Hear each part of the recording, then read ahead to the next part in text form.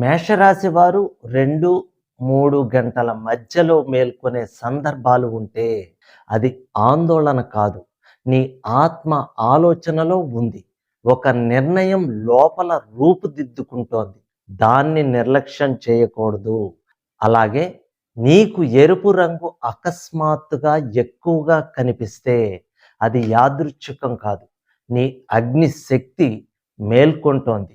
చర్య తీసుకోవాల్సిన దైవ సంకేతంగా భావించాలి. మేషరాశి వారి ఫేట్ లైన్ ఒక్కసారిగా గట్టిగా కనిపిస్తే జీవిత దిశ స్పష్టమవుతుంది. ఒక అవకాశం దగ్గరలో ఉంది.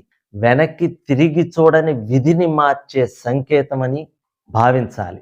30 సంవత్సరాల తర్వాత నీ శక్తి స్థిరమవుతుంది. ముందు ఉన్న వేగం పరిపక్వతగా మారుతుంది. నువ్వు అదే వ్యక్తి కాదు. నువ్వు మరింత స్పష్టంగా మారతావు.